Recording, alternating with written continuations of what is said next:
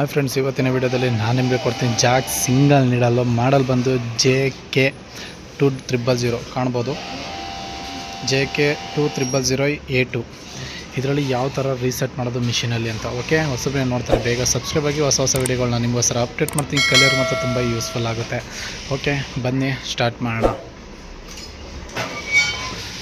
ಒಂದ್ಸಲ machine run ಮಾಡಿ ತೋರಿಸ್ಬಿಡ್ತೀನಿ ನಾನು ನಿಮಗೆ. ತುಂಬ ಸ್ಲೋ ಇದೆ ಮಿಷಿನು.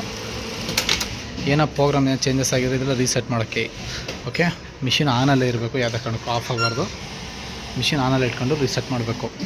ಇವಾಗ ಪಿ ಮತ್ತು up button, tension up button ಏನು ಸಿಂಬಲ್ ತೋರಿಸಿದೆ ಇದು ಎರಡು ಒಟ್ಟಿಗೆ. First advance P button press ಮಾಡ್ಕೊಳ್ಳಿ, ಆದಮೇಲೆ up button. Advance P 1 second advance P ಒತ್ತಿ, ಆಮೇಲೆ ಅಪ್ ಬಟನ್. ನಿಮಗೆ ಪ್ರೋಗ್ರಾಮ್ಸ್ ಓಪನ್ ಆಗುತ್ತೆ, ಕಾಣ್ತಿದೆಯಾ? PB000 ಅಂತ ಓಪನ್ ಆಯಿತು. ಇವಾಗ ಇನ್ನೊಂದು ಟೈಮು ಪಿ ಬಟನ್ ಪ್ರೆಸ್ ಮಾಡಿ. ನಿಮಗೆ ಯಾವುದೇ ಪ್ರೋಗ್ರಾಮ್ ಇರಲಿ ಇದರಲ್ಲಿ. ಓಕೆ, ಇವಾಗ ನೀವು ಮಾಡಬೇಕಾದ್ರೆ ಕೆಲಸ 62 ಬರಬೇಕು. ಸ್ಟಾರ್ಟಿಂಗು 62 ಇಲ್ಲಿ ಅದಷ್ಟೇ. ಇಲ್ಲಿ 9200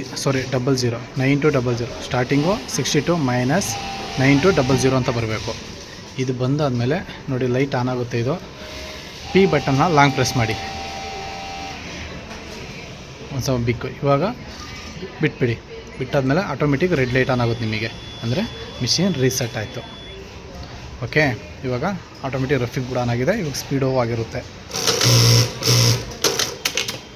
ಓಕೆನಾ?